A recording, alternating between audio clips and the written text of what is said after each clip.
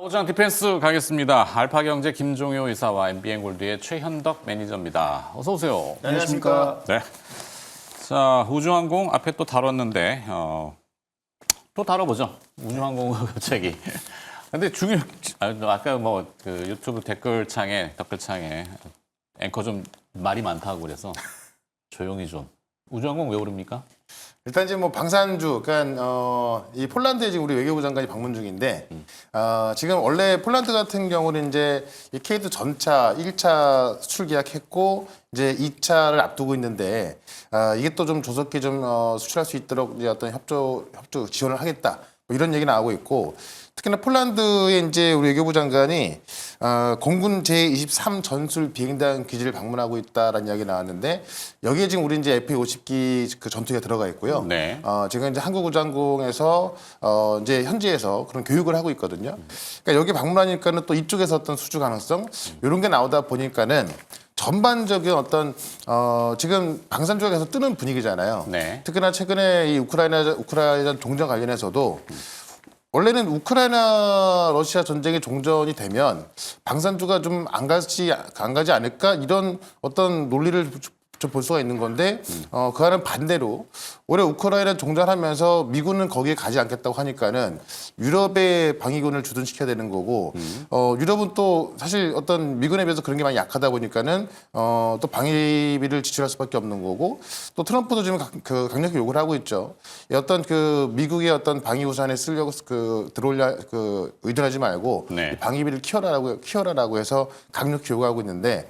이틀 전에 그 유럽에서 1229조를 동원해서 재무장 계획을 공개했는데 바로 그 다음 날 독일도 대규모 방위 지출을 발표하면서 독일이 이제 어떤 이 우크라이나 종전과 함께 정말 자기를 지켜야 되는 특히나 트럼프 정부에서 내가 왜 다른 나라를 지켜줘야 되지? 이런 말을 많이 나오다 보니까는 유럽도 스스로를 지키기 위해서 어떤 방위비를 증가해야 되는 추세고 이런 것들이 본격적으로 나오다 보니까는 계속 방산주가 올라가던 차에 그 한국항공우주만 많이 못 가고 있던 부분이 많이 있었죠. 네. 근데 이제 어떤 수주 기대감까지 나와주면서 좀 뒤늦게 올라가는 게 아닌가 그런 관점에서 오늘 뭐 급등하고 있고 어쨌든 방산주는 지금 신고가를 계속 올라가고 있다 보니까는 많은 분들이 어떤 고점 논란이 있는데 이게 유럽의 방위비를 키운다는 것이 실제로 이제 지금 뭐 1.5에서 2%가 안 되는 부분인데 이걸 5%까지 키우게 되면은 지금 그 단순 계산만 하더라도 지금 꽤 많은 금액이 나와주고 있거든요. 그래서 그런 거 봤을 때 방산주에 대한 어떤 모멘텀은 이번 연도 계속 갈 수 있다. 좀 이렇게 보는 게 좀 맞는 것 같습니다. 네. 자, 방산과 우주항공 또 뭐 결합 구조가 상당히 밀접성이 있는데 우주항공이 오늘 또 주목받는 이유. 뭐 테슬라 뭐 이유도 있다라고 봐야 되겠죠. 뭐 테슬라보다는 스페이스X? 지금 스페이스X라고 봐야 되는데 이제 그쪽에 보조금 얘기 뭐 이런 것들이 나오면서 실제로 스페이스X와 관련돼서 우리나라에서 부품을 공급할 수 있는 업체 한국항공우주를 뭐 제외하고는 없다라고 봐야 되겠죠. 일부 들어가고 세아제강 조금 있을 거고. 네. 근데 뭐 그쪽은 아무래도 이제 조금 더 작은 부품이니까 네. 이제 항공과 관련된 부품이 실질적으로 들어가는 것은 한국항공우주 정도라고 봐야 될 거고 그 다음에 이제 그 스페이스X와 관련이 없는 부분이긴 하지만 스타링크 쪽에는 또 여러 다른 업체들이 예전부터 얘기가 났고 그래서 인텔리안테크의 뭐 움직임도 오늘 뭐 굉장히 크게 나타나고 있고요. 뭐 이런 요인과 더불어서 이제 앞서 언급해 주셨던 미국은 지금 뭐 대놓고 방위비를 뭐 연간 7%씩 줄인다고 하는데 그 줄이는 부분을 누가 채울까에 대한 고민이 중요한데 유럽은 이제 스스로 채울 가능성이 높죠. 왜냐하면 영국의 배 시스템, 항공 분야에서 뭐 미국만큼은 아니더라도 꽤 업력이 있는 회사죠.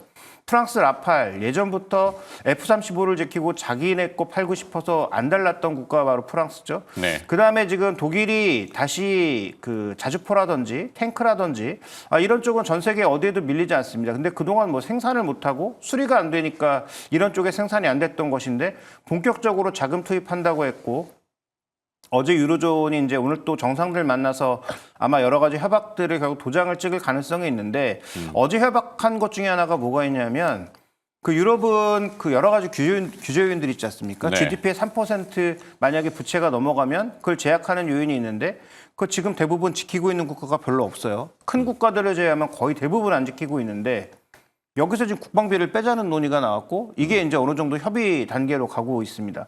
그러면 이제 그 유럽 쪽에서도 국방비의 지출을 GDP의 그 부채 산정에 넣지 않겠다라고 하는 그런 규정이 정말로 내일 도장이 찍힌다면 그러면 이제 방위비 쪽에 추가적인 투자가 나타날 수 있는데 여긴 우리가 기대를 해야 되기도 하지만 반면 유럽의 대안도 꽤 많다라는 점, 그다음에 유로존의 영내 규정상 일정 부분 이상 유로존 비중으로 채워한다는 점을 고려해 봤을 때 이런 부분들도 좀 균형적으로 보셔야 될 것 같아요. 그래서 저는 뭐 한국항공우주를 좋게 보지만 네. 주목해 볼 포인트는 숫자가 따라오느냐.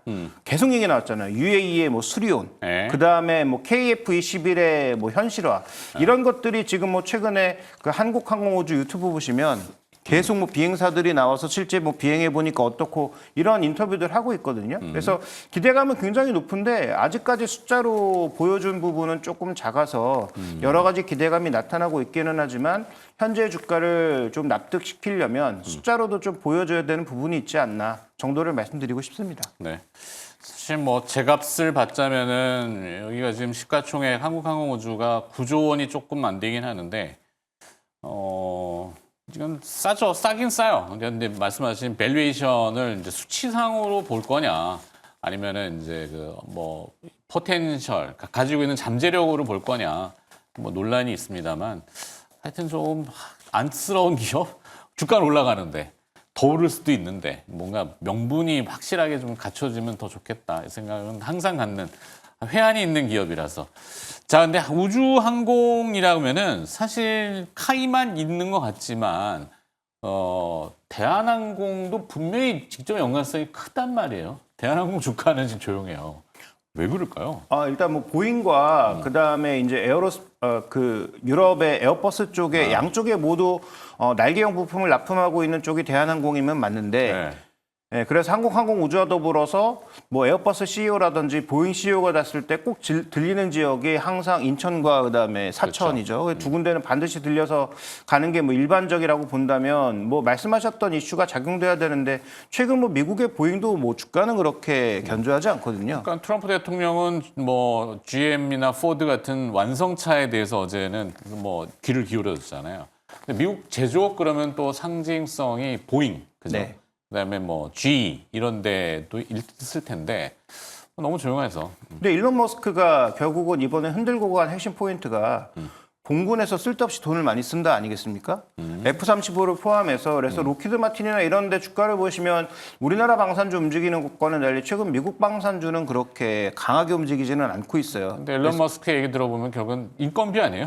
네, 인건비도 그런데 사람 없어도 전투기 가는데 막 이런 무인을 얘기하잖아요. 그렇죠. 그래서 지금 공군에 너무 쓸데없는 돈 많이 쓰는 게 아니냐가 이제 핵심 포인트인 것 같고, 네. 이제 그러면서 이제 뭐 드론이라든지 이런 쪽에 앞으로 강점은 늘어날 가능성이 있으나, 그러면 그렇다고 드론으로 모든 전쟁이 다 될 수 있는가? 그건 또 아니잖아요. 그렇죠. 그래서 그런 여러 가지 요인들을 고려해봤을 때 대한항공의 주가 움직임은 뭐 항공사 본연의 어떤 움직임 때문에 상대적으로 더디가는 흐름도 있고, 네. 그다음에 아시아나항공과 합병 과정, 그 과정에서 나타나는 뭐 재무적인 변동성 뭐 이런 것들도 반영되고 있다라고 봐야 되는데 그러다 보니까 차라리 한국항공우주나 뭐 세트레가이나 이런 종목군들이 좀 민감하게 이슈를 반영하고 있는 것으로 봐야 될 것 같습니다. 네. 사실 우주항공주 올라가는 게 우리 같은 경우는 이 방산 부분 때문에 올라가는 거지.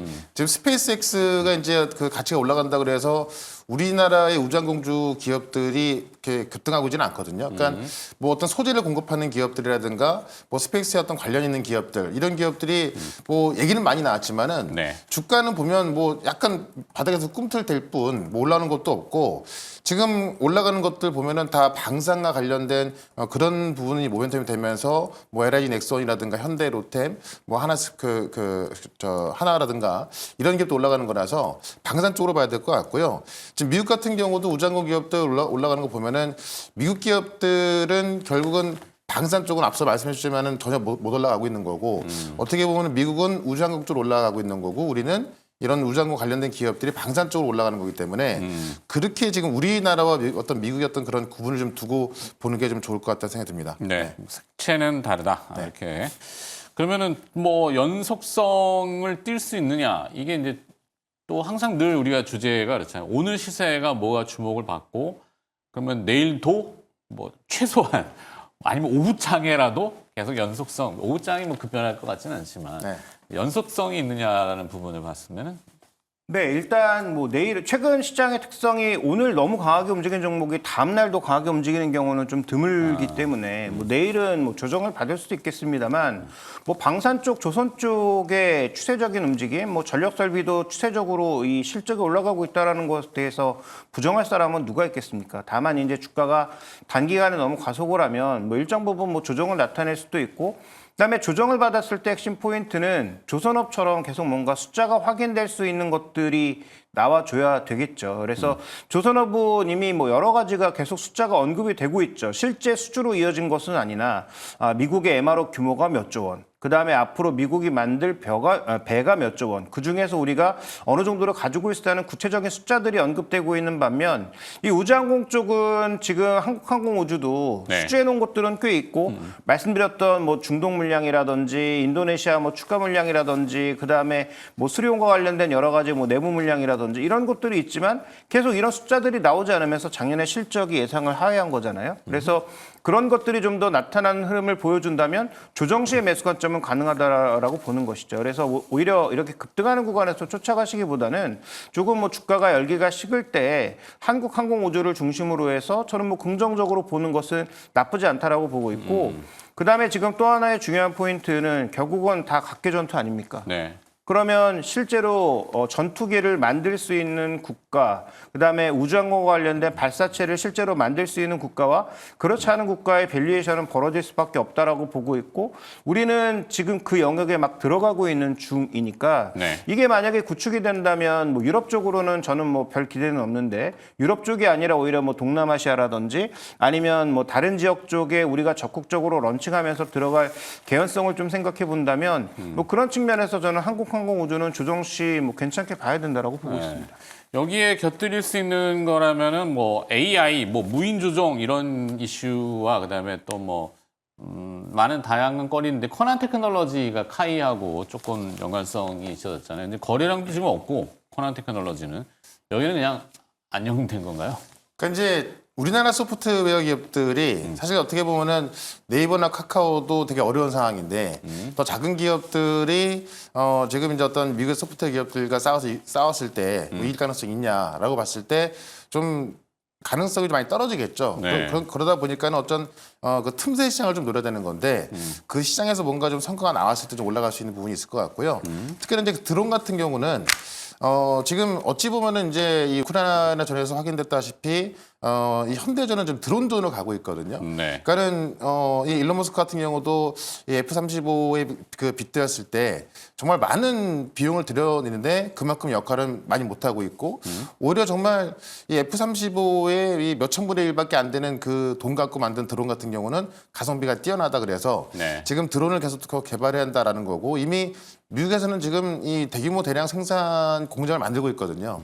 그러니까 오히려 지금 그 AI를 통해서 이 그 어떤 그 드론을 자율 조정을 하고 또 목적지까지 자율적으로 그 가고 통신이 연결 안 된다 하더라도요. 네. 자율주행을 입력을 해서 목적지 가서 뭐 그 자폭하는 것도 있고 아니 무기를 떨어뜨리고 또 돌아오게끔 되는 것도 있고 그런 식으로 어떤 소프트웨어가 많이 나와주기 때문에 어떻게 보면은 지금 미사일 한 대가 뭐 몇천억이라고 한다면은 네. 몇십만 원짜리 드론이 출격해서 막을 수 있는 거고 그런 드론을 막기 위해서 또 뭐 몇백억짜리 미사일 쏘기도 하는 거니까는 가성비 쪽에서는 드론이 훨씬 더 많은 비중을 차지하고 있는 거죠. 네. 그런 관점에서 어떻게 보면은 이 현대전에서 이제 그 방위비도 그쪽으로 갈 수밖에 없는 거고 미국의 어떤 국방비를 그 줄인다는 것도 전체적으로 줄인다는 것보다는 가성비 있는 쪽으로 갔을 때 돈은 줄어드는 거고 오히려 이제 어떤 그 효과는 올라가는 거니까 그런 쪽으로 항상 그 일론 머스크가 말을 해왔기 때문에 그런 쪽으로 가고 있다 보여지고 있습니다. 네. 그런 부분에 있어서 결국 이 AI 소프트웨어 쪽으로 계속 가는 게 맞고 어제도 보시면은 패러다임 AI가 이제 최근에 조정받았다가 20% 급등이 나왔거든요. 결국 패러다임 AI가 이 어떤 로봇에 들어가는 솔루션을 공급하는 기업이었는데 이 드론에 들어가는 솔루션 공급하면서 미국 공군까지 공급하다 보니까는 그런 종목들이 뜨고 있는 거죠. 그래서 우리 같은 경우도 지금 방산주들 대형주들은 이제 신고가를 급등하고 있잖아요. 근데 드론 기업들은 인제서 막 올라가는 경우가 많이 있거든요. 그래서 네. 국내 기업 중에서도 드론 기업들을 좀 찾아보면 될 좋을 것 같고 그런 기업 중에서 또 어떤 그 미래 가치는 큽니다만은 아직까지 싼 기업들이 있기 때문에 그쪽으로 좀 보시면 좋을 것 같습니다. 네. 우리 왜 영화들 보면 전쟁 영화 많이 나오죠. 미군 영화에 이제 그 이 드론을 원격으로 조종하잖아요. 뭐 호크아이 같은 것들. 미국은 위성이 많이 깔려 있기 때문에 사실 교신이 가능한 거고, 근데 우리나라는 제한적인데 이 카이가 가진 기술 중에 이스라엘 업체하고 같이 했던 게 드론을 옆에 달고 가요. 그러니까 뭐 그 게임 같은 거 보면은 왜 여기 뭐 하나씩 붙은 것처럼 예, 그 KF-21의 기술이 그게 아마 진행 중인 걸로 알고 있어서 그러니까 그 서버 역할을 하는 거죠. 사실은 서버를 띄워가지고 통신 위성을 못 띄우니까 우리는 모체를 띄워서 옆에 드론을 쭉 달고 가는 뭐 그런 형태가 좀 창의적이다. 그러니까 우리는 항상 이가 없으면 잇몸으로 뭘 잘하잖아요. 네. 네. 잘 됐으면 좋겠어요. 자, 그래서 자연스럽게 넘어가는데 아까 이제 네이버 카카오 얘기를 하셨잖아요.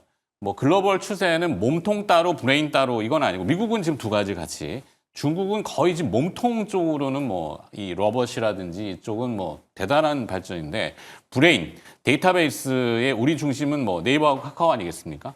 이 네이버 카카오가 오늘 움직이는 이유가 뭐라고 생각하십니까? 일단 뭐 네이버는 명확한 이유가 있는 것 같고요. 쇼핑 앱의 분리를 통한 그래서 네이버가 지금 뭐 땅을 치고 회하고 있는 것 중에 하나가 네이버 파이낸셜이 생겼을 때 이것도 독립앱으로 분류를 해서 토스가 선점하기 이전에 이 시장을 먼저 잡았어야 되는 게 아닌가에 대해서 굉장히 섭섭해하고 있는 것으로 알고 있는데 지금 쇼핑 같은 경우에도 계속 이제 버티컬 서비스가 확장되면서 이게 늘어나다 보니까 이걸 독립앱으로 분류를 해서 지금처럼 무겁게 가기보다는 독립앱으로 가게 되면 지금 AI는 데이터셋이 가장 중요합니다. 그럼 데이터셋의 로데이터를 확보할 수 있는 하나의 영역이 만들어진다는 측면에서 보면 이와 관련된 모멘텀을 좀 받고 있는 것이 아닌가라고 보고 있고요. 기본적으로 일단 뭐 실적은 작년 내내 나쁜 적이 없었고 이게 뭐 직원들을 쥐어짜서 나온 실적이라고도 폄하할 수도 있겠습니다만 어쨌든 미래를 위해서 투자 여력도 만들어놨고 실적도 예상보다는 잘 나오고 있고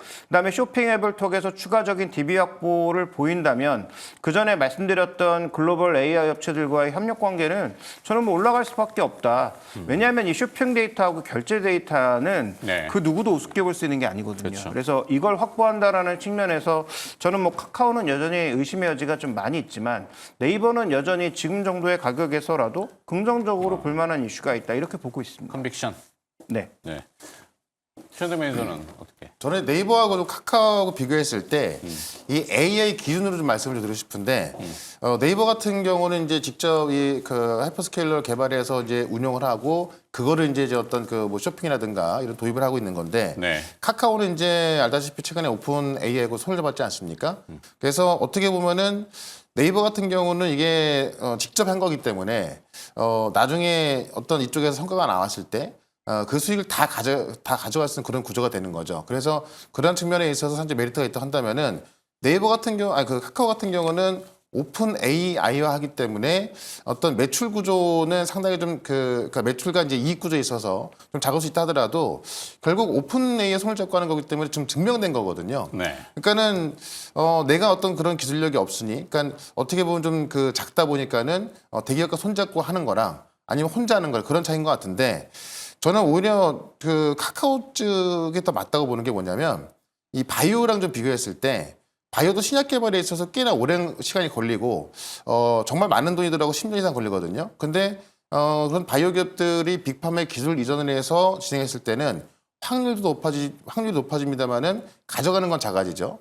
다만 혼자 했을 때는 성공했을 때 정말 대박이 나지만은 성공할 확률이 좀 작죠. 네. 그러니까 지금 네이버 같은 경우도 어쨌든 그 단독으로 개발해서 가는 거기 때문에 성공 확률은 작지만은 나중에 정말 목표까지 갔을 때는 모든 걸 다 가져가는 거니까는 그런 점에 있어서 상당히 좀 메리트가 있는 건데 그러기가 좀 쉽지 않다는 거죠. 네. 그런 관점에서는 그 두 가지를 어떤 AI 관점에서 직접 하냐 아니면 어떤 대기업과 손잡고 하냐 이런 거 봤을 때 나중에 본다면은 좀 카카오가 유리지 않을까 그런 쪽으로 좀 보시면 좋을 것 같습니다. 네. 뭐 여러 가지 또 복잡다단하고 미묘한 뭐 그런 것도 있지만 그런 건 뭐 다루기 좀 어렵고. 자, 그럼 선택은 아까 카카오보다는 네이버를 좀 컨빅션 있게 그러면 파생을 시켜서 줄거리를 치거나 아니면 스필 오프 뭐 우리가 이제 흔히 얘기하는 낙수 효과 이런 걸 좀 곁들여서 볼 수 있는 뭐 그건 없을까요? 지금 뭐 네이버 쪽의 서비스는 뭐 좀 전에 이제 최현덕 매니저가 얘기해 주셨지만 네이버도 지금 스스로 거의 모든 걸 하고 싶어 하기 때문에 네. 그래서 그게 이제 잘 되면 더 좋아질 수 있는데 만약에 안 됐을 경우에는 글로벌 업체와 협력하는 것보다 떨어질 수도 있죠. 근데 제가 주목하고 있는 건 네이버가 지금 지역별로 굉장히 다양하게 뚫고 있지 않습니까? 유럽에서 뭐 스페인이라든지 그다음에 뭐 아시아에서는 일본은 뭐 거의 장악한 수준이고 대만 일본은 뭐 라인 빼면 거의 쓰는 서비스가 없다라고 봐야 되겠다. 여기는 이미 장악한 수준이고 태국도 꽤 들어간 상황이고 그럼 지역별로 봤을 때도 한국, 일본어, 태국어 그 다음에 뭐 중국어 일부, 그 다음에 저쪽에 유럽의 뭐 일부 라틴계 언어들, 네. 그 다음에 이번에 사우디를 포함한 GCC 국가들에 들어가서 아랍어 쪽에 이런 데이터를 확보하고 그와 관련된 여러 가지 버티컬 서비스들을 전부 연결할 수 있는 그 데이터의 가치는 여러 번 언급드렸지만 글로벌 업체가 와서 스스로 협력을 요구할 수밖에 없다. 그래서 지금 카카오처럼 기술이 없어서 스스로 들어간 업체도 뭐 물론 나중에 효과를 낼 수 있지만 네이버처럼 자기가 자기만의 영역을 구축해서 글로벌 업체가 스스로 옆으로 붙을 수 있게 만들어주는 것도 저는 의미가 있다고 보고 있기 때문에 낙수 효과보다는 네이버 자체에 집중하는 것이 좀 좋지 않을까. 대신 중동 쪽에서 어느 정도의 성과는 나와야 되겠죠. 네. 최현덕 매니저는 그럼 오장 디펜스 전략을 어떻게 잡아가실 생각이죠? 일단 지금 전반적으로 시장의 불확실성 해소가 되고 있습니다. 그런 관점에 있어서 저는 3월 달에 크게 올라갈 종목들이 정말 많다라고 계속 강조하고 있는데 네. 제가 이제 이 자리에서 말씀을 드렸던 종목도 꽤 많이 갔고요. 오늘 같은 경우는 오늘 주제가 이제 우주항공과 방산 이쪽이었는데 방산 쪽에서 핵심 기술을 갖고 있고 그다음에 이제 다음 주면은 엔비디아에서 또 양자 대회가 열리거든요. 그래서 양자 기술까지 갖고 있는 기업 하나 말씀드릴 건데 이 크기를 보시면 좀 중소기업이거든요. 그래서 네. 약간 좀 개별 급등성이 있다 보니까는 내용 중심으로 한번 말씀을 좀 드려볼 거니까는 잠시 뒤에 한번 종목으로 좀 기대하셔도 괜찮을 것 같습니다. 네. 기업을 선택하시기 위해서 또 자리 이동해 주시고. 네. 김종혁 이사께는 추가 질문을 뭐 네이버 카카오 얘기하다 보면은 사실 그 영역이 굉장히 많은 분야가 되잖아요. 근데 이제 이 커머스라고 하는 뭐 판매, 아까 쇼핑 이런 쪽만 보면은 최근에 엊그저께죠. 홈플러스가 기업 회생 절차를 신청했어요. 어제죠, 어제. 그게 상당히 쇼크한 일인데 소비 패턴의 변화도 무조건 뭐 내수가 침체되어 있는 여러 가지 복합 요인이 있지만 중요한 건 이 커머스 쪽이 변화를 많이 잠식했잖아요. 특히 쿠팡, 네. 또 뭐 이 해외 중국 업체 뭐 테무, 뭐 알리 뭐 이런 데들. 근데 요즘 또 보면은 네이버도 그 집중된 쇼핑몰이 있지만 일부 업체들은 그 수수료를 떼주는 것들에 대해서 약간 독립적으로 이걸 많이 차리더라고요. 그러면은 그런 업체들이 뭐 카페24 이런 데도 혹시 그러니까 제가 쭉 얘기했지만 제 의견에 어느 중간에 뭔가 수정할 자리가 있다든지 뭐 추가하실 게 있다든지 오늘도 말 많아졌네. 말씀하신 게 맞는데 그래서 카페24도 뭐 나빠 보이진 않는데 스스로 뭔가 구축하려는 노력, 독립해서 내 것을 뺏기지 않겠다는 그런 노력은 하겠지만 네. 우리가 이제 생각해 보면 그러면 크레딧 카드는 어떻게 성공했을까라는 부분도 이제 고민할 필요가 있는 거고. 중국 같은 경우에는 지금 정말 소액까지도 QR코드로 다 해결되는 그런 알리페이 모델로 이미 가버린 상황이잖아요. 네네. 그렇다면 이 온라인 쪽으로 가는 이 방향성은 일단 바꿀 수가 없는 것이고 그다음에 AI와 결합한다고 봤을 때 카페24가 AI와 결합할 수 있는 모델인가에 대한 고민도 필요한 거죠. 그러니까 뭔가 수익성을 높이기 위해서 각각 조그만 업체들 혹은 뭐 대형 업체들이 독립하고자 하는 의지를 보여주고 있으나 이건 쉽지 않다라고 볼 수가 있겠고 그다음에 쿠팡에 사람들이 계속 올인하고 있는 이유는 한번 써보면 이 서비스를 벗어날 수가 없으니까 중독성. 네, 올인하고 있는 것인데 네. 근데 보시면 네이버는 자기가 뭔가 사업을 하는 게 아니고 사업자들을 불러 모으는 운동장에 불과한 플랫폼. 거죠. 네. 그러니까 쿠팡 것도 결국은 네이버에서 팔거든요. 그러니까 그런 측면에서 봤을 때 약간은 다르다. 그러면 누가 더 데이터를 많이 모으고 있느냐에 집중할 필요가 있다라고 좀 보고 있습니다. 네. 자, 시장 판도를 잘 읽어보면 또 길도 보이는군요. 자, 오장 디펜스였고요. 알파경제 김종효 이사가 수고해 주셨습니다. 고맙습니다.